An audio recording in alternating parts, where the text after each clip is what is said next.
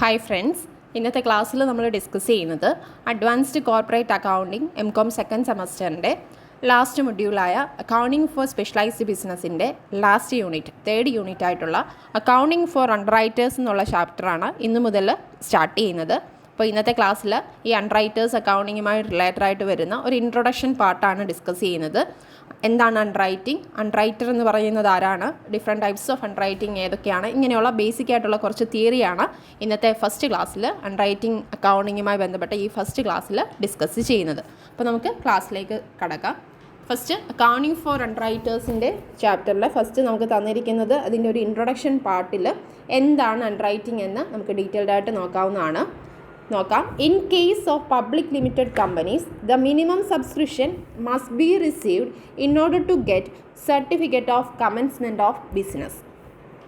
അതായത് ഒരു company public issue നടത്തുന്ന ടൈമിൽ അല്ലെങ്കിൽ പബ്ലിക്കിന് ഷെയർസോ ഡിബഞ്ചറോ ഇഷ്യൂ ചെയ്യുന്ന സമയത്ത് ആ ഒരു ഇഷ്യൂവുമായിട്ട് കമ്പനിക്ക് മുന്നോട്ട് പോകണമെന്നുണ്ടെങ്കിൽ ഇഷ്യൂ ചെയ്യുന്ന ഷെയർസിൻ്റെ അല്ലെങ്കിൽ ഡിബഞ്ചേഴ്സിൻ്റെ 90% ഓഫ് ഷെയർസും ആര് വാങ്ങിച്ചിരിക്കണം?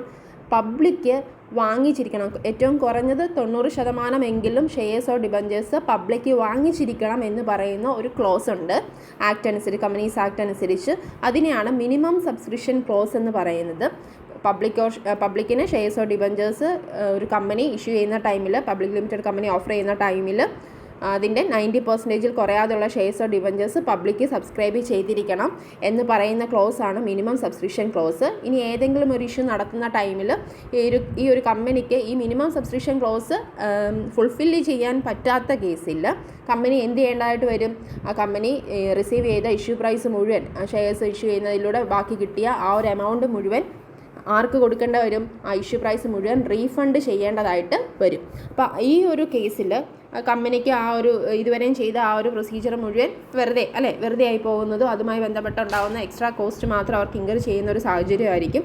വീണ്ടും കമ്പനി ഇതേ സ്റ്റെപ്പ് ആദ്യം മുതൽ ചെയ്ത് വീണ്ടും മിനിമം സബ്സ്ക്രിപ്ഷൻ ഉറപ്പുവരുത്തി മുന്നോട്ട് പോകേണ്ടതായിട്ടും ഇഷ്യൂ നടത്തേണ്ടതായിട്ടും ഒക്കെ വരും. ആദ്യം നടത്തിയ ഇഷ്യൂ ഒക്കെ എന്ത് ചെയ്യേണ്ട വരും? റീഫണ്ട് ചെയ്ത് ക്യാൻസൽ ചെയ്ത് പോകേണ്ടതായിട്ടുള്ള സാഹചര്യം ഉണ്ടാകും. അപ്പോൾ ഇങ്ങനെയുള്ള റിസ്ക് കമ്പനിയെ സംബന്ധിച്ച് ഈ മിനിമം സബ്സ്ക്രിപ്ഷൻ എന്ന് പറയുന്ന ഒരു കാര്യം കിട്ടുമോ ഇല്ലയോ എന്നുള്ള കാര്യമൊക്കെ എന്താണ്, ഒരു 100% ആക്യുറസിയിൽ നേരത്തെ തന്നെ പ്രെഡിക്റ്റ് ചെയ്യാനൊന്നും പറ്റില്ല. കമ്പനിയുടെ ഷെയർസിന് പബ്ലിക്ക് അക്സെപ്റ്റ് ചെയ്യുമോ, ഡിമാൻഡ് ഉണ്ടോ ഇല്ലയോ എന്നൊക്കെ ഇഷ്യൂ ചെയ്തതിന് ശേഷം മാത്രം അറിയാൻ പറ്റുന്ന ഒരു കാര്യമായതുകൊണ്ട് കമ്പനിയെ സംബന്ധിച്ച് ഈ മിനിമം സബ്സ്ക്രിപ്ഷൻ എന്ന് പറയുന്നത് അവരെ സംബന്ധിച്ചൊരു റിസ്ക് ഫാക്ടർ ആയതുകൊണ്ട് കമ്പനിയുടെ ഈ ഒരു റിസ്ക് ഒന്ന് ട്രാൻസ്ഫർ ചെയ്യുന്നതിന് അല്ലെങ്കിൽ മിനിമൈസ് ചെയ്യുന്നതിന്, റെഡ്യൂസ് ചെയ്യുന്നതിന് വേണ്ടി കമ്പനി കണ്ടെത്തുന്ന ഒരു മാർഗ്ഗമാണ്, അല്ലെങ്കിൽ കമ്പനിക്ക് ആശ്രയിക്കാൻ പറ്റുന്ന ഒരു കാര്യമാണ് അണ്ടർ റൈറ്റിംഗ് എന്ന് പറയുന്നത്. അപ്പോൾ ഈ അണ്ടർ റൈറ്റിങ്ങിൽ എന്താ ചെയ്യുന്നത്? കമ്പനി പബ്ലിക്കിന് ഇഷ്യൂ ചെയ്യുന്ന ഷെയർസ് ഈ മിനിമം സബ്സ്ക്രിപ്ഷൻ പോലെയുള്ള കാര്യങ്ങൾ കിട്ടുമോ ഇല്ലയോ എന്നൊക്കെ ഉള്ള ഒരു ഉറപ്പില്ലാത്തൊരു സാഹചര്യത്തിൽ അണ്ടർറൈറ്റർ എന്ന് പറയുന്ന ഒരു വ്യക്തിയുമായിട്ട്, അണ്ടർറൈറ്റർ എന്ന് പറയുന്നത് ആരുമാകാം, ഒരു പേഴ്സണോ ഇൻഡിവിജ്വലോ ഇൻസ്റ്റിറ്റ്യൂഷനോ ഒക്കെ ആകാം, ഫേമോ ഒക്കെ ആകാം.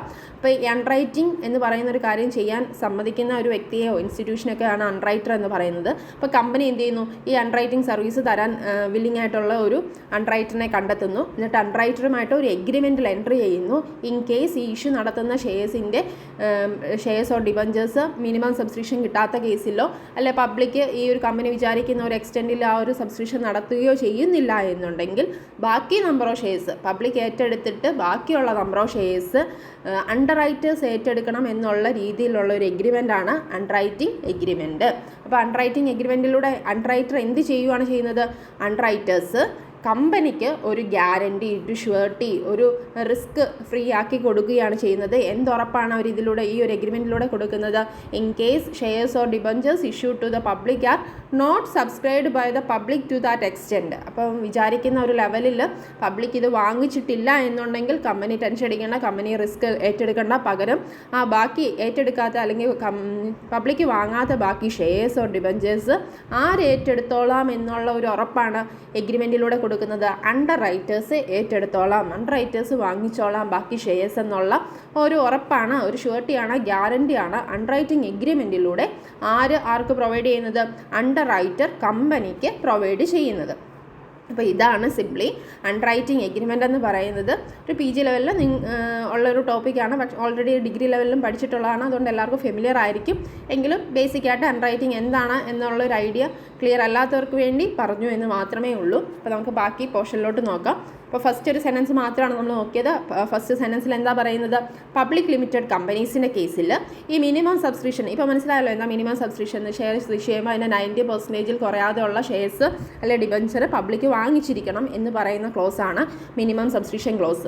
ഈ ഒരു മിനിമം സബ്സ്ക്രിപ്ഷൻ കിട്ടിയെങ്കിൽ മാത്രം must be received in order to get certificate of commencement of business. ബിസിനസ്സിൻ്റെ certificate of commencement of business കിട്ടുന്നതിനും ബാക്കി പ്രൊസീജിയറുമായിട്ട് മുന്നോട്ട് പോകുന്നതിനും ഈ ഇഷ്യൂവിൻ്റെ ബാക്കി പ്രൊസീജിയർ കംപ്ലീറ്റ് ചെയ്യുന്നതിനും എല്ലാം തന്നെ മിനിമം സബ്സ്ക്രിപ്ഷൻ ഉറപ്പ് വരുത്തിയിരിക്കണം, അല്ലെങ്കിൽ മിനിമം സബ്സ്ക്രിപ്ഷൻ കമ്പനിക്ക് കിട്ടിയിരിക്കണം എന്നുള്ളത് ഒരു ക്ലോസ് ആണ്. അപ്പോൾ companies in order to ensure minimum subscription, അപ്പോൾ ഈ ഒരു മിനിമം സബ്സ്ക്രിപ്ഷൻ ഉറപ്പ് വരുത്തുന്നതിന് വേണ്ടി കമ്പനി ആശ്രയിക്കുന്ന കാര്യമാണ് എന്ത്, company resort to underwriting. ഇനി പറയുന്നത് അണ്ടർ റൈറ്റിംഗ് എന്താണെന്നുള്ള മീനിങ് ക്ലിയർ ആയിട്ട് പറയുന്നുണ്ട്. നമ്മളിപ്പം പറഞ്ഞ അതേ മീനിങ് ആണ് ഇനി പറയുന്നത്. Underwriting is an agreement. Underwriting എന്ന് പറയുന്നത് എന്താണ്, ഒരു എഗ്രിമെൻ്റ് ആണ്. ആര് തമ്മിലുള്ള എഗ്രിമെൻ്റ് ആണ്, whereby the underwriter that is person or institution ensure the company. ആരൊക്കെ തമ്മിലുള്ള എഗ്രിമെൻ്റ് ആണ്, അപ്പം അണ്ടർ റൈറ്ററും കമ്പനിയും തമ്മിലുള്ള ഇഷ്യൂ നടത്തുന്ന കമ്പനിയും തമ്മിലുള്ള എഗ്രിമെൻ്റ് ആണ്. ആരാണ് അണ്ടർ റൈറ്റർ, ഒരു പേഴ്സണോ ഒരു ഫേമോ ഒരു ഇൻസ്റ്റിറ്റ്യൂഷനോ ഇൻഡിവിജ്വലോ ആരുമാകാം അല്ലേ. അണ്ടർ റൈറ്റിംഗ് സർവീസ് ചെയ്തു തരാമെന്ന് പറയുന്ന ആരുമാകാം.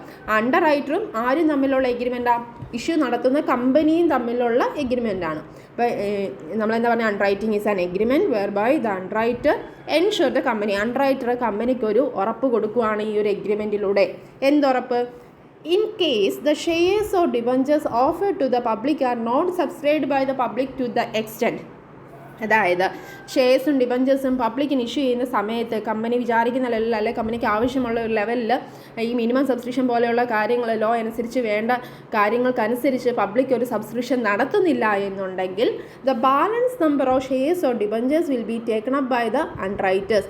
ബാക്കി നമ്പർ ഓഫ് ഷെയർസും ഡിബഞ്ചേഴ്സും ഒക്കെ ആര് ഏറ്റെടുത്തോളാം എന്നാണ് പറയുന്നത്, പബ്ലിക് ഏറ്റെടുക്കാത്ത ബാക്കി number of shares under writer കമ്പനിക്ക് വേണ്ടി ഏറ്റെടുത്തോളാം എന്ന് പറയുന്ന എഗ്രിമെൻ്റാണ് അണ്ടർ റൈറ്റിംഗ് എഗ്രിമെൻറ്റ്. ഈ ഒരു കാര്യം, ഈ ഒരു റിസ്ക്, അപ്പോൾ കമ്പനിക്ക് ഉണ്ടാവുന്ന ഒരു റിസ്ക് ആരിലോട്ട് ട്രാൻസ്ഫർ ചെയ്യുവാണ് കമ്പനി ചെയ്യുന്നത്, അണ്ടർ റൈറ്ററിലേക്ക് ട്രാൻസ്ഫർ ചെയ്യുവാണ് ചെയ്യുന്നത് അല്ലേ. മിനിമം സബ്സ്ക്രിപ്ഷൻ കിട്ടുമോ ഇല്ലയോ എന്നുള്ളൊരു റിസ്ക് അവോയ്ഡ് ചെയ്യാൻ പറ്റും. പബ്ലിക് എത്ര വാങ്ങുമില്ല, ഡിമാൻഡ് ഉണ്ടാകുമോ എന്നൊന്നും പിന്നെ കമ്പനി ടെൻഷൻ അടിക്കേണ്ട ആവശ്യമില്ല. ബാക്കി പ്രൊസീജിയർ ബാക്കി സ്റ്റെപ്പുകളൊക്കെ കമ്പനിക്ക് നോക്കാനായിട്ട് പറ്റും.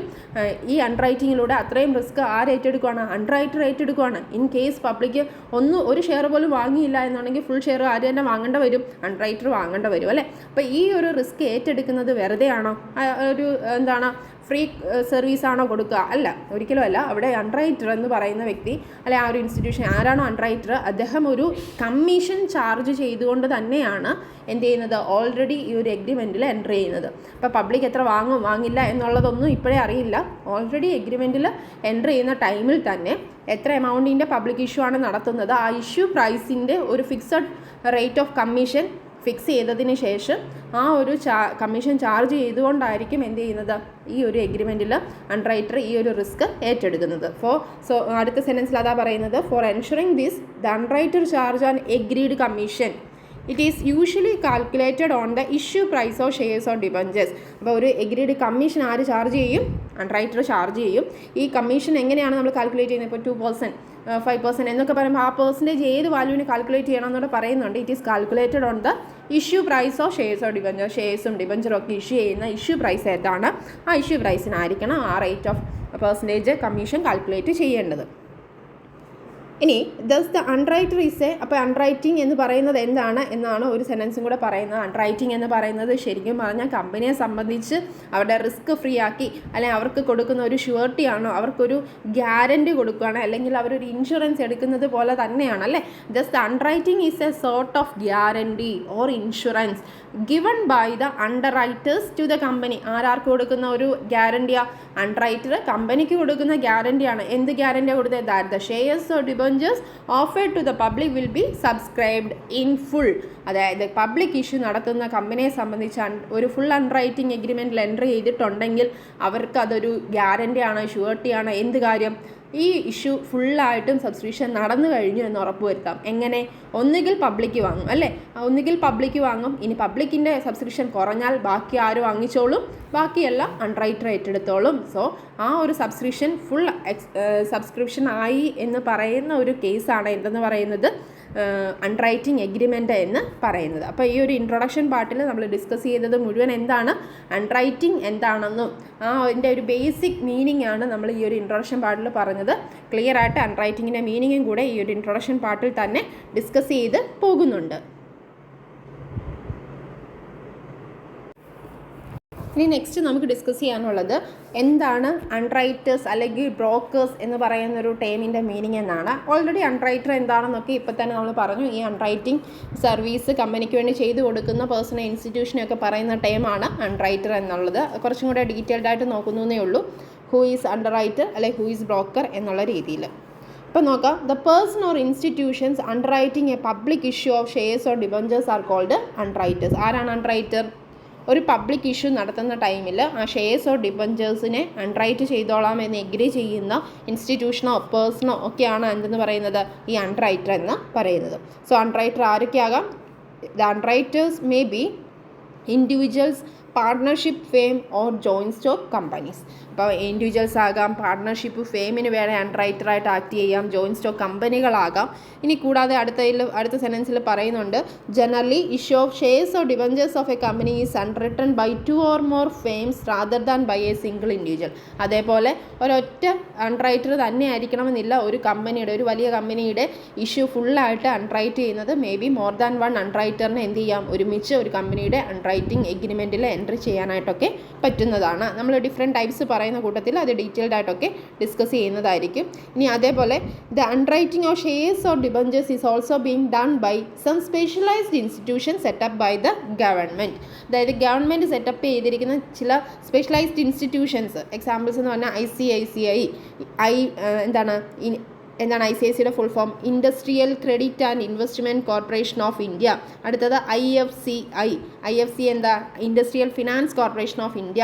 LIC life insurance corporation of India. IDBI industrial development bank of India. UTI unit trust of India. ഇങ്ങനെ ഗവൺമെൻറ് സെറ്റപ്പ് ചെയ്ത ചില സ്പെഷ്യലൈസ്ഡ് ഇൻസ്റ്റിറ്റ്യൂഷൻസും ഈ ഷെയർസ് ഓർ ഡിബഞ്ചേഴ്സിൻ്റെ അണ്ടർറൈറ്റിംഗ് നടത്താനായിട്ട് സർവീസുകളൊക്കെ പ്രൊവൈഡ് ചെയ്യാറുണ്ട്. പിന്നെന്താണ് പറയുന്നത്, some nationalised banks also started the business of underwriting of shares and debentures but to a limited extent. ചില nationalised ബാങ്കുകളും ഈ ഒരു സർവീസ് അണ്ടർറൈറ്റിംഗ് പോലെയുള്ള മേഖലയിലോട്ട് ഒരു ലിമിറ്റഡ് എക്സ്റ്റെൻറ്റിൽ എൻട്രി ചെയ്തിട്ടുണ്ടെന്നാണ് പറയുന്നത്. അപ്പോൾ അണ്ടർറൈറ്റിംഗ് എഗ്രിമെൻ്റ് എന്ന് പറയുന്നത് എന്ത് ചെയ്യുന്നതാണ്?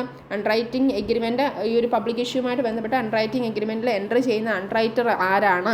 അത് ആരൊക്കെ ആകാം? ഇൻഡിവിജ്വൽ ആണോ, ഫേം ആണോ, കമ്പനിയാണോ, അല്ലെങ്കിൽ എന്തെങ്കിലും ഒരു ഗവൺമെൻറ് തന്നെ സെറ്റപ്പ് ചെയ്ത നാഷണലൈസ്ഡ് സ്പെഷ്യലൈസ്ഡ് ഇൻസ്റ്റിറ്റ്യൂഷൻസ് ആണോ, അല്ലെങ്കിൽ ഏതെങ്കിലും നാഷണലൈസ്ഡ് ബാങ്കുകളാണോ? ഇങ്ങനെയൊക്കെയുള്ള കാര്യങ്ങളാണ് നമ്മളിപ്പം ഡിസ്കസ് ചെയ്ത് ആർക്കൊക്കെ അണ്ടർറൈറ്ററായിട്ട് ആക്ട് ചെയ്യാമെന്നുള്ള കാര്യമാണ് പറഞ്ഞത്. ഇനി നമുക്ക് പറയാനുള്ളത്, നമ്മുടെ ടൈറ്റിൽ എന്തായിരുന്നു, ഹെഡ് എന്തായിരുന്നു? അണ്ടർറൈറ്റേഴ്സ് ആൻഡ് ബ്രോക്കേഴ്സ് ആണ്. ഇനി നമ്മൾ പറയുന്നത് ബ്രോക്കേഴ്സ് ആരാണെന്നാണ്. അപ്പോൾ അത് ആ രണ്ട് ടൈമും കൂടെ ഡൗട്ട് വരാതിരിക്കുക. അണ്ടർറൈറ്ററും ബ്രോക്കറും സെയിം അല്ല. അപ്പോൾ ബ്രോക്കേഴ്സ് ആരാണെന്നുള്ളൊരു ക്ലാരിറ്റി കിട്ടാൻ വേണ്ടിയാണ് ഇനി ഒരു സെൻറ്റൻസ് പറയുന്നത്. Brokers also procure the subscription the subscription to the shares or debentures from the public on behalf of the company. അപ്പോൾ എന്താ പറയുന്നത്, ബ്രോക്കേഴ്സ് ഈ ഒരു shares or debentures public issue നടത്തുന്ന കമ്പനിയുടെ ഈ ഷെയർസ് ഓർ ഡിബഞ്ചേഴ്സിൻ്റെ ഷെയർസ് ആളുകൾ വാങ്ങുന്നതിന് വേണ്ടി, ആളുകൾ പർച്ചേസ് ചെയ്യുന്നതിന് വേണ്ടി എഫേർട്ട് ഇടുന്ന ആളുകളാണ്, ഏജൻ്റാണ് ബ്രോക്കേഴ്സ് എന്ന് പറയുന്നത്. ആർക്ക് വേണ്ടി? കമ്പനി തന്നെ നേരിട്ട് എല്ലാവരോടും വാങ്ങണമെന്ന് പറയാൻ പറ്റുമോ? ഇല്ല. അപ്പോൾ അവർക്ക് ബ്രോക്കേഴ്സും കാര്യങ്ങളും കാണും. ബ്രോക്കേഴ്സ് വഴിയായിരിക്കും അവർ ഈ ഒരു ഷെയർസൊക്കെ പബ്ലിക്ക് വാങ്ങാനായിട്ട് പ്രേരിപ്പിക്കുന്നത്. അപ്പോൾ ബ്രോക്കേഴ്സ് എന്താ ചെയ്യുന്നത്? ഷെയർസ് ഓർ ഡിബഞ്ചേഴ്സിൻ്റെ സബ്സ്ക്രിപ്ഷൻ ഉറപ്പ് വരുത്തുന്നതിന് വേണ്ടി കമ്പനിക്ക് കൊടുക്കുന്ന ഒരു സർവീസ് പ്രൊവൈഡ് ചെയ്യുന്ന ആളുകളാണ് ആരെന്ന് പറയുന്നത്? ബ്രോക്കേഴ്സ് എന്ന് പറയുന്നത്. അപ്പോൾ കമ്പനിക്ക് പകരം പബ്ലിക്കിൻ്റെ കയ്യിൽ നിന്ന് ഷെയർസ് ഓർ ഡിബഞ്ചേഴ്സ് വാങ്ങണം, അല്ലെങ്കിൽ സബ്സ്ക്രിപ്ഷൻ ഉറപ്പ് വരുത്താൻ വേണ്ടിയുള്ള സർവീസൊക്കെ കൊടുക്കുന്ന ആളുകളാണ്.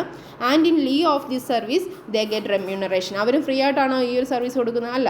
ബ്രോക്കേഴ്സിനെ കമ്പനി അപ്പോയിൻറ്റ് ചെയ്യുമ്പോൾ ബ്രോക്കേഴ്സിന് അവർ പ്രോഗ്രാം കൊടുക്കുന്നത് എന്താണ്? അവർ റെമ്യൂണറേഷൻ കൊടുക്കും. അതിന് നമ്മൾ ബ്രോക്കേഴ്സിന് കൊടുക്കുന്ന എമൗണ്ടിന് പറയുന്ന പേരെന്താ? റെമ്യൂണറേഷൻ എന്ന് പറയുന്നത് ബ്രോക്കറേജ് ആണ്. അൺറൈറ്ററിന് കൊടുക്കുന്ന എന്താ? അൺറൈറ്റിംഗ് കമ്മീഷനാണ്. ബ്രോക്കേഴ്സിന് കിട്ടുന്നത് ബ്രോക്കറേജ് എന്ന് പറയുന്ന ടൈമാണ് പറയുന്നത്. So such brokers only procure the subscription. അപ്പോൾ ബ്രോക്കേഴ്സിൻ്റെ ജോലി എന്ന് പറയുന്നത് എന്ത് മാത്രമാണ്? ഈ ഒരു പബ്ലിക്കിൻ്റെ കയ്യിൽ നിന്ന് സബ്സ്ക്രിപ്ഷൻ ഉറപ്പുവരുത്തുക, സബ്സ്ക്രിപ്ഷൻ കൂട്ടുക എന്ന് പറയുന്നത് മാത്രമാണ് അവർ ഏറ്റെടുക്കുന്ന ഒരു ഉത്തരവാദിത്വം. അവരെന്ത് ചെയ്യുന്നില്ല. ഇനി ഷെയർസോ ഡിബഞ്ചേഴ്സോ പബ്ലിക്ക് വാങ്ങാത്ത കേസിൽ ബ്രോക്കേഴ്സ് തന്നെ എന്താണ് എമൗണ്ട് കൊടുത്ത് ഈ ഒരു ഷെയർസ് വാങ്ങുമോ? ഷെയർസിൻ്റെ സബ്സ്ക്രിപ്ഷൻ നടത്തുമോ? ഇല്ല. They do not undertake any responsibility of subscribing to the shares or debentures of the company. കമ്പനിയുടെ ഷെയർസ് ഓർ ഡിബഞ്ചേഴ്സ് ഏറ്റെടുക്കുക അല്ലെ പർച്ചേസ് ചെയ്യുക എന്നൊരു കാര്യം ആര് ചെയ്യുന്നില്ല? ബ്രോക്കേഴ്സ് ചെയ്യുന്നില്ല. പബ്ലിക്ക് വാങ്ങിച്ചില്ലെങ്കിൽ അത് ഏറ്റെടുത്തോളാം, പർച്ചേസ് ചെയ്തോളാം, സബ്സ്ക്രൈബ് ചെയ്തോളാം എന്ന് എഗ്രി ചെയ്യുന്നവർ ആരാണ്? അവർ അണ്ടർ റൈറ്റേഴ്സ് ആണ് അല്ലേ? അപ്പോൾ ബ്രോക്കേഴ്സും അണ്ടർ റൈറ്റേഴ്സും തമ്മിലുള്ള ബേസിക് ഡിഫറൻസ് മനസ്സിലാക്കണമെന്ന് വിചാരിക്കുന്നു. നമുക്ക് ഈ ഒരു ചാപ്റ്ററിൽ ബേസിക്കായിട്ട് കോൺസെൻട്രേറ്റ് ചെയ്യാനുള്ളത് അണ്ടർ റൈറ്ററിനെ തന്നെയാണ്. എങ്കിലും ബ്രോക്കേഴ്സ് ആരാണ്?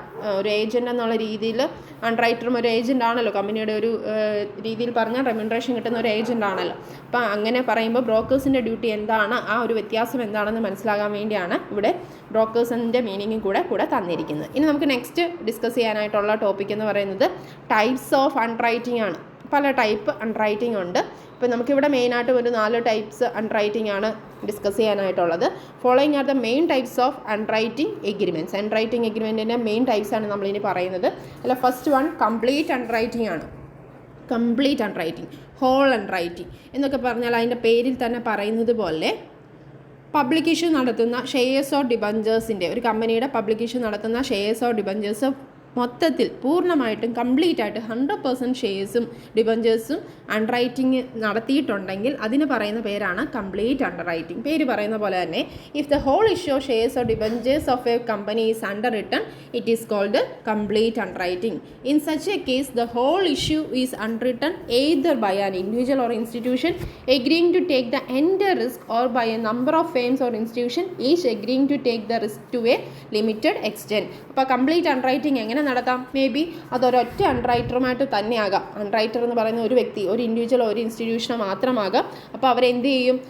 ഫുൾ ഷെയർസും പബ്ലിക് വാങ്ങാതെ ബാക്കിയുള്ള എല്ലാ ഷെയർസും പബ്ലിക് ഇഷ്യൂ നടത്തിയ ഷെയർസ് എത്രയാണോ അതിലെത്ര നമ്പർ ഓഫ് ഷെയർസ് അല്ലെ എത്ര പെർസെൻറ്റേജ് ആളുകൾ വാങ്ങി അതിൻ്റെ ബാക്കി ഫുൾ ഷെയർസും ആര് ടേക്ക് ഓവർ ചെയ്തോളും? ഈ ഒരു അണ്ടർ റൈറ്റർ. ഒരു സിംഗിൾ ആണെങ്കിൽ അദ്ദേഹം തന്നെ, ഒരു ഇൻഡിവിജ്വലോ ഇൻസ്റ്റിറ്റ്യൂഷനോ ഒരാൾ മാത്രമാണെങ്കിൽ അവർ അത് ഏറ്റെടുത്തോളും, ഫുള്ളായിട്ട് അതിൻ്റെ റിസ്ക് ഏറ്റെടുക്കും. ഇനി മേ ബി അത് ഒരു ഇൻസ്റ്റിറ്റ്യൂഷൻ തന്നെ ഒരു അണ്ടർ റൈറ്റർ മാത്രമാണെന്നില്ല, more than one underwriter ഉള്ള കേസും ആകാമെന്ന് പറഞ്ഞല്ലോ. അങ്ങനെയുള്ള കേസാണെങ്കിൽ ഓരോരുത്തരും അവരവരുടെ എഗ്രിമെൻ്റ് അനുസരിച്ച് എത്രയാണോ അവരുടെ ഒരു റിസ്ക് വരുന്നത് അതിനനുസരിച്ച് അവരത് ടേക്ക് ഓവർ ചെയ്തോളും എന്നാണ് പറയുന്നത്. എന്തായാലും കമ്പനിയെ സംബന്ധിച്ച് കംപ്ലീറ്റ് അണ്ടർ റൈറ്റിംഗ് എന്ന് പറയുന്നത് ഫുൾ റിസ്ക് ഫ്രീ ആവുന്ന ഒരു പ്രോസസ്സ് കൂടാണ്. അതായത് അവർക്ക് എന്ത് ഉറപ്പ് വരുത്താൻ പറ്റും? 100% സബ്സ്ക്രിപ്ഷൻ ഉറപ്പ് വരുത്താൻ പറ്റുന്ന ഒരു കേസാണ് ഏത്? Complete under writing. കാരണം എന്താണ്? ഇൻ കേസ് പബ്ലിക്ക് ഈ ഒരു ഷെയർസിൻ്റെ മിനിമം സബ്സ്ക്രിപ്ഷൻ ഒന്നും കിട്ടുന്നില്ല, ഒരു 75% ഷെയർസ് മാത്രമാണ് പബ്ലിക്ക് വാങ്ങുന്നത് എന്നുണ്ടെങ്കിൽ പോലും ഈ ബാക്കി 25% ഷെയർസ് ആര് ഏറ്റെടുക്കാനായിട്ട് ബാധ്യതയുള്ളവരായിട്ട് മാറുവാണ്? അണ്ടർ റൈറ്റേഴ്സ് ബാക്കി 25 ടേക്ക് ഓവർ ചെയ്യും. അതിൻ്റെ അർത്ഥം എന്താണ്? എന്ത് സംഭവിച്ചെന്ന് പറഞ്ഞാലും ഇപ്പോൾ 100% ഷെയർസ് ഒന്നുകിൽ പബ്ലിക്ക് വാങ്ങും. ഇനി അതിൻ്റെ താഴോട്ട് എത്ര ഷെയർസ് കുറവാണ്, എത്ര പെർസെൻറ്റേജ് ഷെയർസ് കുറവാണെങ്കിൽ ആ നമ്പർ ഓഫ് ഷെയർസ് അല്ലെങ്കിൽ ആ പെർസെൻറ്റേജ് ഷെയർസ് ആര് ടേക്ക് ഓവർ ചെയ്തേ പറ്റൂ? ഈ അണ്ടർ റൈറ്റേഴ്സ് ഒരാളാകാം അല്ലെങ്കിൽ more than one under writer ആകാം, അവരെല്ലാവരും കൂടി ടേക്ക് ഓവർ ചെയ്തേ പറ്റൂ എന്ന് പറയുന്ന ഒരു കേസാണ്. ആ ഒരു രീതിയിൽ ഫുള്ളായിട്ടും whole number of shares or debentures company underwriting നടത്തുന്നതിനെയാണ് എന്തെന്ന് പറയുന്നത്? കംപ്ലീറ്റ് അണ്ടർ റൈറ്റിംഗ് എന്ന് പറയുന്നത്. അപ്പോൾ കംപ്ലീറ്റ് അണ്ടർ റൈറ്റിംഗ് ആകുമ്പോൾ അത്രയും റിസ്ക് ഏറ്റെടുക്കുന്നത് കൊണ്ട് തന്നെ അതിനനുസരിച്ച് കമ്മീഷനും കാര്യങ്ങളും ചിലപ്പോൾ കമ്പാരിറ്റീവ്ലി അടുത്ത ടൈപ്പിനേക്കാളും കൂടുതലായിരിക്കും ഏതിൽ വരിക? കംപ്ലീറ്റ് അണ്ടർ റൈറ്റിങ്ങിൽ വരിക എന്നുള്ള കാര്യം മാത്രമേ ഉള്ളൂ. ഇനി എന്താണ് പാർഷ്യൽ അണ്ടർ റൈറ്റിംഗ്? അടുത്ത ടൈപ്പ് ഏതാണ്? Partial under writing. പേര് പറയുന്നുണ്ട്, പാർഷ്യലാണ്. Whole number of shares or debentures എന്ത് ചെയ്യുന്നില്ല? അണ്ടർ റൈറ്റ് ചെയ്യുന്നില്ല. Only part of the issue of shares or debentures of a company മാത്രമേ എന്ത് ചെയ്യുന്നുള്ളൂ? അണ്ടർ റൈറ്റ് ചെയ്യുന്നുള്ളൂ. അതാണ് partial under writing. If part of the issue of shares or debentures of a company is under written it is said to be partial under writing. Partial under writing എന്ന് പറഞ്ഞാൽ എന്താ? Company ഒരു 1 lakh number of shares ആണ് issue ചെയ്യുന്നത്. 1 lakhൽ 80,000 shares മാത്രമാണ് company എന്ത് ചെയ്യാൻ പോകുന്നത്? അണ്ടർ റൈറ്റ് ചെയ്യുന്നത്. അപ്പോൾ കമ്പനിക്കൊരു എന്താണ് എക്സ്പെക്റ്റേഷൻ ഉണ്ട്, ഒരു പരിധിവരെ പബ്ലിക് അത് വാങ്ങിച്ചോളും. ഇൻ കേസ് അത് വാങ്ങിച്ചില്ലെങ്കിൽ ആ റിസ്ക് കുറയ്ക്കാൻ വേണ്ടി മാത്രം എന്ത് ചെയ്യുവാണ്? ഒരു പാർഷ്യലായിട്ട് ഒരു അണ്ടർറൈറ്റിംഗ് കൂടെ നടത്തി വെക്കുന്ന കേസാണ്.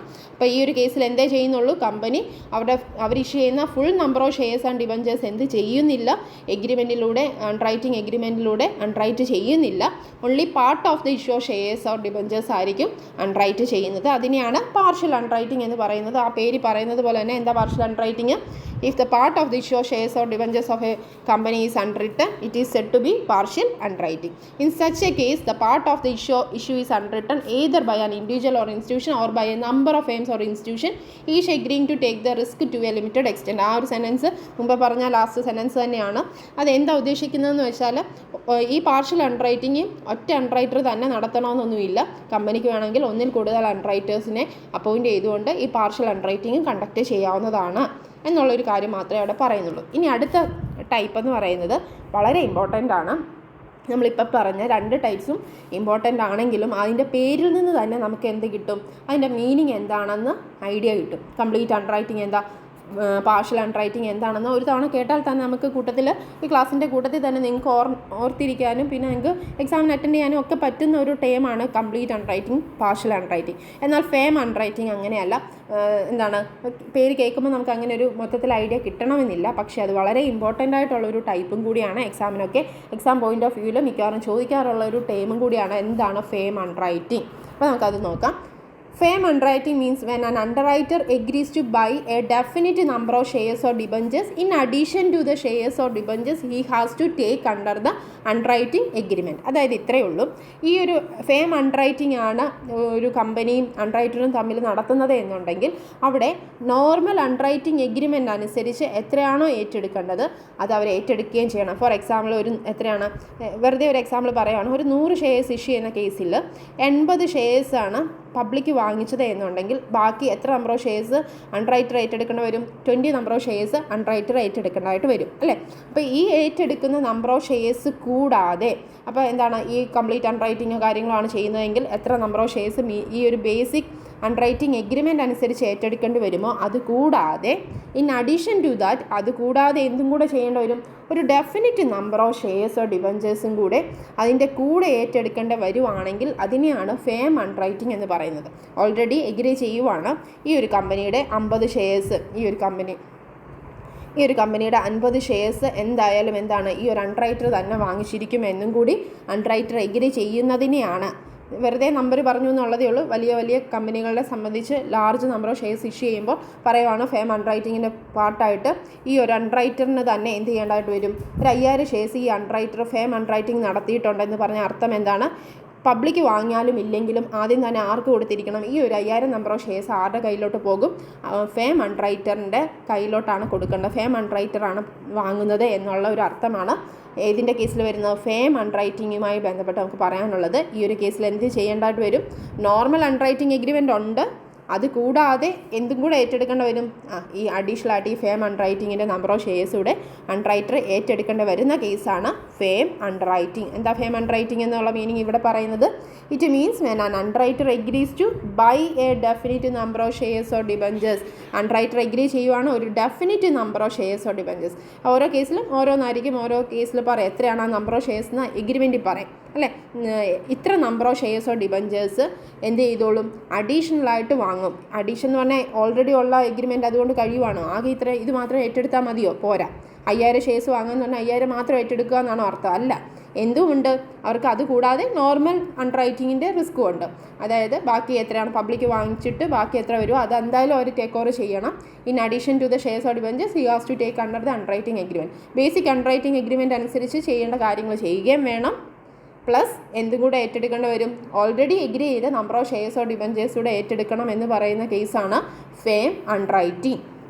ഇനി ഒരു കാര്യം കൂടെ ഒന്ന് ചിന്തിച്ച് നോക്കിയേ, in case the firm underwriting the underwriter get priority over the general public. എന്താ ഉദ്ദേശിക്കുന്നത്, അതായത് if shares or debentures are over subscribed, ഈ ഷെയർസ് എന്താണ് പബ്ലിക്കിന് നമ്മളൊരു 100 ഷെയർസ് ഓഫർ ചെയ്യുന്നു, 100ൽ കൂടുതൽ നമുക്ക് എന്ത് കിട്ടുന്നു, ആ ഒരു ആപ്ലിക്കേഷന് വേണ്ട ഫോമോ കാര്യങ്ങളോ കിട്ടുന്നു, അല്ലെങ്കിൽ ഓവർ സബ്സ്ക്രിപ്ഷൻ നടക്കുന്ന ഒരു കേസിൽ അപ്പോൾ ഇതൊക്കെ നമ്മൾ എന്ത് ചെയ്യേണ്ട വരും, പ്രോറൈറ്റ ബേസിസിലോ ബാക്കി എങ്ങനെയെങ്കിലും ഒരു രീതിയിലായിരിക്കും എന്ത് ചെയ്യേണ്ടത്, ഓവർ സബ്സ്ക്രിപ്ഷൻ കേസിൽ ഷെയർസ് പബ്ലിക്കിന് അലോട്ട് ചെയ്യുന്നത്. അങ്ങനെ ഒരു ഓവർ സബ്സ്ക്രിപ്ഷനോ കാര്യങ്ങളോ പോകുമ്പോൾ തീർച്ചയായിട്ടും ഫേം അണ്ടർറൈറ്റിംഗ് ഓൾറെഡി നടത്തിയിട്ടുണ്ടെങ്കിൽ ഈ അണ്ടർ റൈറ്ററിന് ജനറൽ പബ്ലിക്കിനേക്കാളും സാധാരണ ഈ ബാക്കി പബ്ലിക്കിനേക്കാളും മുൻഗണന ആർക്ക് കൊടുക്കണം? ഈ ഷെയർസ് അലോട്ട് ചെയ്യുന്നതിൽ ഫേം അണ്ടർറൈറ്ററിന് തന്നെ കൊടുക്കണം.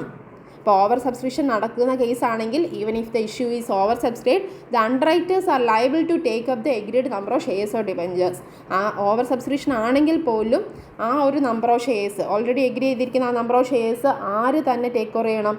ഫേം അണ്ടർറൈറ്റിംഗ് നടത്തിയ ആൾ തന്നെ, ആ ഒരു അണ്ടർറൈറ്റർ തന്നെ ടേക്ക് ഓവർ ചെയ്യണം. അത് അവരെ സംബന്ധിച്ച് ലയബിലിറ്റി ആയിട്ട് വേണമെങ്കിലും പറയാം.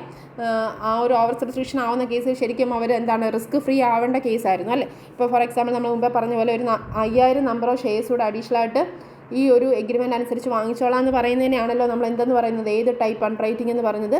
ഫേം അണ്ടർറൈറ്റിംഗ് എന്ന് പറയുന്നത്. അപ്പോൾ ഈ 5000 ഷെയർസ് എപ്പോഴാണ് വാങ്ങേണ്ടത്? ഏത് കേസിലും വാങ്ങണം. ഷെയർസ് മൊത്തം പബ്ലിക് വാങ്ങി എന്ന് പറയുന്ന ഒരു കേസിൽ, അല്ലെങ്കിൽ ഓവർ സബ്സ്ക്രിപ്ഷൻ നടക്കുന്നു എന്നുള്ള കേസിൽ, ഓവർ സബ്സ്ക്രിപ്ഷനൊക്കെ വരുന്ന കേസിൽ അണ്ടർറൈറ്ററിന് ഒരു റിസ്ക്കും ഇല്ലായിരുന്നു അല്ലേ. അണ്ടർറൈറ്റർ ഒരു ഷെയർസ് വാങ്ങേണ്ട കാര്യമില്ല. കാരണം പബ്ലിക് തന്നെ എന്ത് ചെയ്തേക്കുവാണ്, ഓൾറെഡി അലോട്ട് ചെയ്യാനുള്ള ഷെയർസിൽ കൂടുതൽ ഡിമാൻഡ് വരുന്ന ഒരു കേസാണ്. അപ്പോൾ അങ്ങനെ ഒരു കേസിൽ അണ്ടർറൈറ്റർ ഒന്നും ഏറ്റെടുക്കാതെ തന്നെ കമ്മീഷൻ വാങ്ങാൻ പറ്റുന്ന ഒരു സമയമായിരുന്നു. പക്ഷേ എങ്കിൽ പോലും ഫേം അണ്ടർറൈറ്റിംഗ് ഉണ്ടെങ്കിൽ അവർ ഓൾറെഡി എഗ്രി ചെയ്ത നമ്പർ ഓഫ് ഷെയർസ് ആർക്ക് തന്നെ പ്രയോറിറ്റി ഉണ്ട്?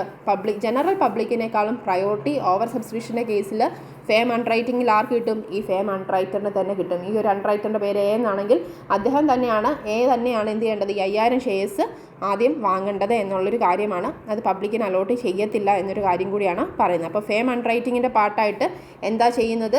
ഒരു ഫിക്സഡ് നമ്പർ ഓഫ് ഷെയർസ്, ഒരു definite number of shares or debentures basic underwriting എഗ്രിമെൻറ്റിൻ്റെ റിസ്ക് കൂടാതെ അല്ലെങ്കിൽ ആ ഒരു അഡീഷണൽ ആയിട്ട് ഏറ്റെടുക്കേണ്ടി വരുന്ന കേസാണ് ഫേം അണ്ടർറൈറ്റിംഗ് എന്ന് പറയുന്നത്. അണ്ടർറൈറ്റേഴ്സിനായിരിക്കും ഓവർ സബ്സ്ക്രിപ്ഷൻ നടക്കുന്ന കേസിൽ പോലും ജനറൽ പബ്ലിക്കിനേക്കാളും പ്രയോറിറ്റി ഉള്ളത്. അത് ഈ ഓവർ സബ്സ്ക്രിപ്ഷൻ്റെ കേസിൽ അണ്ടർറൈറ്ററിനെ സംബന്ധിച്ച് അവരെന്ത് ചെയ്യേണ്ട വരുന്നു എന്ന് തന്നെ പറയാം. അണ്ടർറൈറ്റേഴ്സ് ഒരു ലൈബിൾ ആ ഒരു നമ്പർ ഓഫ് ഷെയർസ് ഏറ്റെടുക്കാൻ ബാധ്യതയുള്ളവരാണ് എന്നൊരു കേസ് കൂടാണ് ഇവിടെ വരുന്നതെന്നും കൂടെ ഓർത്തിരിക്കുക. അപ്പോൾ ഫേം അണ്ടർറൈറ്റിങ്ങിൻ്റെ മീനിങ് വളരെ ഇമ്പോർട്ടൻ്റ് ആണ്, ഡീറ്റെയിൽഡ് ആയിട്ട് പഠിക്കുക. അടുത്തത് പാർഷ്യൽ അണ്ടർറൈറ്റിംഗ് അലോങ് വിത്ത് ഫേം അണ്ടർറൈറ്റിംഗ്. ഈ ഒരു കാര്യം തന്നെ ഇവിടെ പാർഷ്യൽ അണ്ടർറൈറ്റിംഗ് ആണ് ആ ബേസിക് അണ്ടർറൈറ്റിങ്ങിൻ്റെ ഒരു നേച്ചറായിട്ട് വരുന്നത്. കൂടാതെ അതിൻ്റെ കൂടെ എന്തും കൂടെ വരും? പ്ലസ് ഫേം അണ്ടർറൈറ്റിങ്ങിൻ്റെ ഫീച്ചർ കൂടെ വരുന്നു. In this type of underwriting, unless otherwise agreed, individual underwriter does not get the benefit of fame underwriting in determination of number of shares or debentures to be taken up by him. ഇപ്പോൾ ഈ ഒരു കേസിൽ എന്താ ചെയ്യുന്നത്? ഈ ഒരു type of അണ്ടർറൈറ്റിങ്ങിൽ പ്രത്യേകിച്ചൊന്നും agree ചെയ്തിട്ടില്ല എന്നുണ്ടെങ്കിൽ ഇൻഡിവിജ്വൽ അണ്ടർറൈറ്ററിന് പ്രത്യേകിച്ച് ഫേം അണ്ടർറൈറ്റിങ്ങിൻ്റെ does not get the benefit of firm underwriting in determination of number of shares or debentures to be taken up by him. അപ്പോൾ എത്ര number of shares or debentures ഇദ്ദേഹം തന്നെ ഏറ്റെടുക്കണം എന്നുള്ളൊരു കാര്യം എന്താണ്? പ്രത്യേകിച്ച് ബെനിഫിറ്റോ കാര്യങ്ങളൊന്നും ഈ ഒരു കേസ് പാർഷ്യൽ അണ്ടർറൈറ്റിങ്ങിൻ്റെ കേസിൽ അണ്ടർറൈറ്ററിന് വരുന്നില്ല, ഇൻഡിവിജ്വൽ അണ്ടർറൈറ്ററിന് വരുന്നില്ല എന്നൊരു കേസാണ്. Individual underwriter does not get the benefit of firm underwriting in determination of number of shares or debentures to be taken up by him. അദ്ദേഹം എത്ര number of shares or debenture ഈ firm underwriting പ്രകാരം ഏറ്റെടുക്കണം എന്നുള്ളൊരു കാര്യത്തിൽ ഈ ഒരു firm അണ്ടർറൈറ്റിങ്ങിൻ്റെതായ ആ ഒരു ബെനിഫിറ്റ് ആർക്ക് കിട്ടുന്നില്ല? ഇൻഡിവിജ്വൽ അണ്ടർറൈറ്ററിന് കിട്ടുന്നില്ല എന്ന് പറയുന്ന കേസാണ് പാർഷ്യൽ അണ്ടർറൈറ്റിംഗ് അലോങ് വിത്ത് ഫേം അണ്ടർറൈറ്റിംഗ് എന്ന് പറഞ്ഞ്. കാരണം ഇവിടെ പാർഷ്യൽ വേയിൽ മാത്രമായിരിക്കും ആര് ടേക്ക് ഓവർ ചെയ്യുന്നത്? അണ്ടർറൈറ്റർ എഗ്രി ചെയ്യുന്നത്. ഇത്ര നമ്പർ ഓഫ് ഷെയർസിൻ്റെ ഫുൾ സബ്സ്ക്രിപ്ഷൻ അല്ല എന്ത് ചെയ്യുന്നത്? അണ്ടർറൈറ്റിംഗ് നടത്തിയിരിക്കുന്നത്. ഓൺലി പാർട്ട് ഓഫ് അണ്ടർറൈറ്റിംഗ് മാത്രമായിരിക്കും അണ്ടർറൈറ്റ് ചെയ്തിരിക്കുന്നത്. അതുകൊണ്ട് തന്നെ ഫിക്സഡ് നമ്പർ ഓഫ് ഷെയർസ് എത്ര ഏറ്റെടുക്കണം, ഈ ഒരു ഫേം അണ്ടർറൈറ്റിങ്ങിൻ്റെ ഭാഗമായിട്ട് എന്ത് ബെനിഫിറ്റാണ് അണ്ടർറൈറ്റിന് ഉണ്ടാകുന്നതെന്ന് വളരെ കൃത്യമായിട്ട് എന്ത് ചെയ്യാൻ പറ്റില്ല, ഡിറ്റർമൈൻ ചെയ്യാനായിട്ട് പറ്റാത്തൊരു കേസാണ്. അല്ലെങ്കിൽ എന്ത് ചെയ്യണമായിരുന്നു? എഗ്രിമെൻറ്റിൽ വളരെ കൃത്യമായിട്ട് അത് ആദ്യം തന്നെ മെൻഷൻ ചെയ്തിട്ടുണ്ടായിരിക്കണം. അപ്പോൾ അങ്ങനെ ഒരു കേസാണ് പാർഷ്യൽ അണ്ടർറൈറ്റിംഗ് അലോങ് വിത്ത് ഫേം അണ്ടർറൈറ്റിംഗ്. നമ്മൾ 4 ടൈപ്പ് പറഞ്ഞു. അതിൽ ഏറ്റവും ഇമ്പോർട്ടൻ്റ് ആണ് നമ്മുടെ പ്രോബ്ലം ബേസ്ഡ് ആയിട്ട് നമുക്ക് ഏറ്റവും എപ്പോഴും വരാൻ സാധ്യതയുള്ളതാണ് കംപ്ലീറ്റ് അണ്ടർറൈറ്റിങ്ങോ പാർഷ്യൽ അണ്ടർറൈറ്റിങ്ങോ ഒക്കെ. പിന്നെ ഏറ്റവും ഇമ്പോർട്ടൻ്റ് ആയിട്ട് തിയറിയിലും പ്രോബ്ലത്തിലും എല്ലാം വരാൻ സാധ്യതയുള്ള ഒരു കാര്യം തന്നെയാണ് ഫേം അണ്ടർറൈറ്റിംഗ് എന്ന് പറയുന്ന കാര്യം. ഇനി നെക്സ്റ്റ് ടോപ്പിക്ക് നമുക്ക് പറയാനുള്ളത് ഡിസ്ക്ലോഷർ റിക്വയർമെൻറ്റ്സ് ആണ്. അതായത് കമ്പനീസ് ആക്ട് അനുസരിച്ച് എന്തൊക്കെ പ്രൊവിഷൻസ് ആണ് ഈ അണ്ടർറൈറ്റിംഗ് എഗ്രിമെൻറ്റുമായിട്ട് ബന്ധപ്പെട്ട് അതിൻ്റെ അണ്ടർറൈറ്റിംഗ് എഗ്രിമെൻറ്റിൽ എന്തൊക്കെ കാര്യങ്ങൾ ഡിസ്ക്ലോസ് ചെയ്തിരിക്കണമെന്നാണ് കമ്പനീസ് ആക്റ്റിൽ പറയുന്നത് എന്നുള്ള കാര്യമാണ് നമ്മളിവിടെ പറയുന്നത്. ഡിസ്ക്ലോഷർ റിക്വയർമെൻറ്റ്സിൻ്റെ ഫസ്റ്റ് വണ്ണായിട്ട് നമുക്ക് പറയാനുള്ളത് ഡിസ്ക്ലോഷർ ഇൻ ദ പ്രോസ്പെക്ടസ് ആണ്. നെക്സ്റ്റ് വൺ നമുക്ക് ബാലൻസ് ഷീറ്റിൽ എന്തൊക്കെയാണ് ഇതുമായി ബന്ധപ്പെട്ട് ഡിസ്ക്ലോസ് ചെയ്യേണ്ടത് എന്നുള്ള കാര്യമാണ് സെക്കൻഡ് പോയിൻ്റായിട്ടും പറയുന്നത്. ഫസ്റ്റ് വൺ നോക്കാം.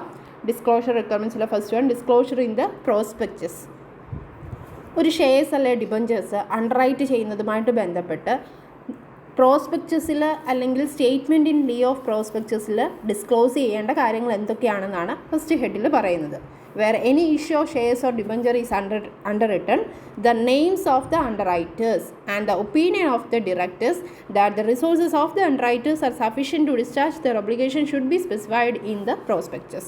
അതായത് ഏറ്റവും മെയിനായിട്ട് അണ്ടർറൈറ്റേഴ്സ് ആരൊക്കെയാണ്, അവരുടെ പേര്, നെയിം ഓഫ് ദ അണ്ടർറൈറ്റേഴ്സ്. അപ്പോൾ ഒരാളാകാം, ഒന്നിൽ കൂടുതൽ ആളുകളാകാം അണ്ടർറൈറ്റേഴ്സ് ആയിട്ട് വരുന്നത്. അപ്പോൾ അവരുടെ പേര് നമ്മുടെ പ്രോസ്പെക്ടസിൽ ഉണ്ടായിരിക്കണം. അതേപോലെ ഡയറക്ടറിൻ്റെ ഒരു ഒപ്പീനിയനും അതോടൊപ്പം തന്നെ ഉണ്ടായിരിക്കണം. എന്താണ് ഡയറക്ടറിൻ്റെ ഒപ്പീനിയനിൽ എന്ത് മാറ്ററാണ് ഇൻക്ലൂഡ് ചെയ്യേണ്ടത്?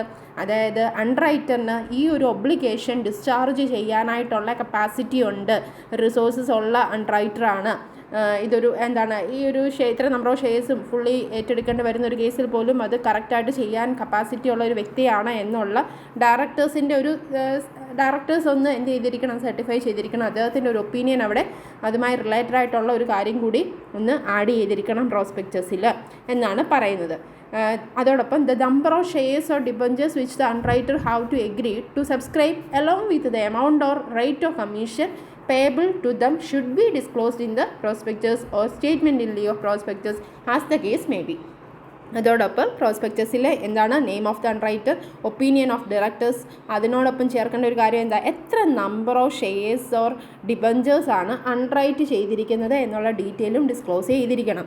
അതായത് ഷെയർസ് ഓർ ഡിബഞ്ചേഴ്സ് അണ്ടർറൈറ്റ് ചെയ്തിരിക്കുന്നതിൻ്റെ എണ്ണം നമുക്ക് നമ്മുടെ പ്രോസ്പെക്ടസിൽ കാണിക്കേണ്ടതാണ്. Number of shares or debentures which the underwriter have agreed to subscribe, അതിനോടൊപ്പം എന്തും കൂടെ കാണിക്കണം, എത്ര number of shares or debentures underwrite ചെയ്തിട്ടുണ്ട് എന്ന് മാത്രമല്ല എത്രയാണ് റേറ്റ് ഓഫ് കമ്മീഷൻ ആ അണ്ടർറൈറ്ററിന് കൊടുക്കുന്നത്. കമ്മീഷൻ്റെ റേറ്റ് ആകാം, അല്ലെങ്കിൽ എമൗണ്ട്, ഇത്ര എമൗണ്ടാണ് കമ്മീഷനായിട്ട് കൊടുക്കാൻ ഉദ്ദേശിക്കുന്നത്, ഒരു ഫിക്സഡ് എമൗണ്ട് ആണെങ്കിൽ അങ്ങനെ. അപ്പോൾ amount or rate of commission payable to underwriter should be disclosed in prospectus. അപ്പോൾ പ്രോസ്പെക്ടസിൽ എന്തും കൂടെ ചെയ്തിരിക്കണം, കമ്മീഷൻ്റെ എമൗണ്ട് എത്രയാണ്, അല്ലെങ്കിൽ കമ്മീഷൻ്റെ റേറ്റ് എത്രയാണ്, അല്ലെങ്കിൽ എത്ര number of shares or ഡിബഞ്ചറാണ് underwrite ചെയ്തിരിക്കുന്നത്, ഈ അണ്ടർറൈറ്ററിന് അദ്ദേഹത്തിൻ്റെ ആ ഒരു ഒബ്ലിഗേഷൻ എല്ലാം ഡിസ്ചാർജ് ചെയ്യാനായിട്ടുള്ള ഒരു കപ്പാസിറ്റി അദ്ദേഹം സഫീഷ്യൻ്റ് ആയിട്ടുള്ള ഒരു വ്യക്തിയാണോ എന്നുള്ള ഡയറക്ടറിൻ്റെ ഒപ്പീനിയൻ, അണ്ടർറൈറ്റേഴ്സിൻ്റെ പേരും ഡീറ്റെയിൽസും ഒക്കെ പ്രോസ്പെക്ടസിൽ കൊടുത്തിരിക്കണമെന്നാണ് ഡിസ്ക്ലോഷർ റിക്വയർമെൻറ്റ്സിലെ ഫസ്റ്റ് ഹെഡിൽ പറയുന്നത്. ഇനി അതേപോലെ തന്നെ disclosure of sums payable. Sum എന്ന് പറഞ്ഞാൽ ടോട്ടൽ എത്ര എമൗണ്ടാണ് കമ്മീഷനായിട്ടും ബ്രോക്കറേജായിട്ടും ഒക്കെ കൊടുക്കുന്നത് ഈ ഒരു അണ്ടർറൈറ്റിങ്ങുമായി ബന്ധപ്പെട്ട് എത്രത്തോളം. ചിലപ്പോൾ ബ്രോക്കേഴ്സിനെ അപ്പോയിൻറ്റ് ചെയ്യുമെന്ന് പറഞ്ഞിരുന്നല്ലോ. അപ്പോൾ ബ്രോക്കേഴ്സ് ആരാണെന്നും അണ്ടർറൈറ്റർ ആരാണെന്നും നമ്മൾ ഒരു സെക്കൻഡ് പാരഗ്രാഫിൽ തന്നെ ഡിസ്കസ് ചെയ്തതാണ്. അവിടെ ഇങ്ങനെ പല രീതിയിൽ ഈ ഒരു അണ്ടർറൈറ്റിങ്ങുമായി ബന്ധപ്പെട്ട് അല്ലെങ്കിൽ ഈ ഒരു പബ്ലിക് ഇഷ്യൂമായി ബന്ധപ്പെട്ടുണ്ടാകുന്ന എക്സ്പെൻസുകൾ, കമ്പനിക്ക് ഉണ്ടാകുന്ന കോസ്റ്റ് ഉണ്ട്. അങ്ങനെ ടോട്ടൽ എത്ര സംസ് പേയബിൾ, എത്ര എമൗണ്ട് കൊടുക്കാനുണ്ട് എന്നുള്ള കാര്യം കൂടി ഡിസ്ക്ലോസ് ചെയ്തിരിക്കണം. അതാണ് എവിടെ ഡിസ്ക്ലോസ് ചെയ്യണം, ബാലൻസ് ഷീറ്റിൽ ഡിസ്ക്ലോസ് ചെയ്തിരിക്കണം എന്നാണ് സെക്കൻഡ് പോയിന്റിൽ പറയുന്നത്. ഓൾ സംസ് payable by commission and brokerage etc. must be disclosed in the balance sheet. അതായത് കമ്മീഷനായിട്ടും ബ്രോക്കറേജ് ആയിട്ടും ഒക്കെ എത്ര എമൗണ്ട് ആണ് ടോട്ടൽ കൊടുക്കേണ്ടത് എന്നുള്ളൊരു കാര്യം ബാലൻസ് ഷീറ്റിൽ ഡിസ്ക്ലോസ് ചെയ്യണം. ഏത് ഹെഡിൽ? Under the heading intangible asset as per the requirements of schedule 3 of the companies act 2013. Companies act 2013 schedule 3 അനുസരിച്ച് ഇൻടാഞ്ചിബിൾ അസറ്റ് എന്നുള്ള ഹെഡിലായിരിക്കണം ബാലൻസ് ഷീറ്റിൽ ടോട്ടൽ എമൗണ്ട് സംസ് പേയബിൾ എന്ന് പറയുന്ന രീതി കമ്മീഷനായിട്ടും ബ്രോക്കറേജ് ആയിട്ടും അണ്ടർറൈറ്റിംഗ് കമ്മീഷൻ എന്നൊക്കെ നമ്മൾ പറയുന്നൊരു എമൗണ്ട് ഉണ്ടല്ലോ. നമ്മൾ പണ്ടാണെങ്കിൽ ഫിക്റ്റീഷ്യസ് അസറ്റ് പ്രിലിമിനറി എക്സ്പെൻസിൻ്റെ ഒക്കെ പ്രിലിമിനറി എക്സ്പെൻസ് ആയിട്ടൊക്കെ നമ്മൾ കാണിക്കുന്ന ഫിക്റ്റീഷ്യസ് അസറ്റ്സിൻ്റെ അണ്ടറിൽ കാണിച്ചിരുന്ന ഒരു കാര്യമാണ് underwriting commission, discount on issue shares or debenture, ഇങ്ങനെയുള്ള ഐറ്റംസ് ഒക്കെ. അതൊക്കെ ഇപ്പോൾ കാണിക്കേണ്ട എവിടെയാണ്? ഷെഡ്യൂൾ 3യുടെ റിക്വയർമെൻറ്റ്സ് അനുസരിച്ച് ഇൻടാഞ്ചിബിൾ അസറ്റിൻ്റെ ഹെഡിലായിരിക്കണം all sums payable by commission and brokerage balance ഷീറ്റിൽ കാണിക്കേണ്ടത്. ഈ രണ്ട് കാര്യങ്ങളാണ് ഡിസ്ക്ലോഷർ റിക്വയർമെൻറ്റ്സുമായി ബന്ധപ്പെട്ട് നമുക്ക് നോക്കാനുള്ളത്. അപ്പോൾ അണ്ടർറൈറ്റിങ്ങുമായി ബന്ധപ്പെട്ട് കമ്പനീസ് ആക്ടിൻ്റെ പ്രൊവിഷൻസ് അനുസരിച്ച്, ആക്ടിൽ പറയുന്നതനുസരിച്ച് എന്തൊക്കെയാണ് ഡിസ്ക്ലോസ് ചെയ്തിരിക്കണമെന്ന് നിർബന്ധമായിട്ട് പറയുന്ന കാര്യങ്ങൾ.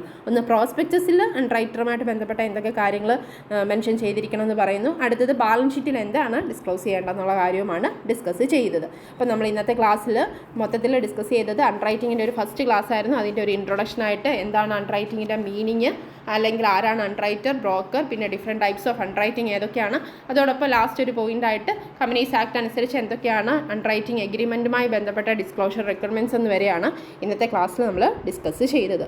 Okay students, thank you.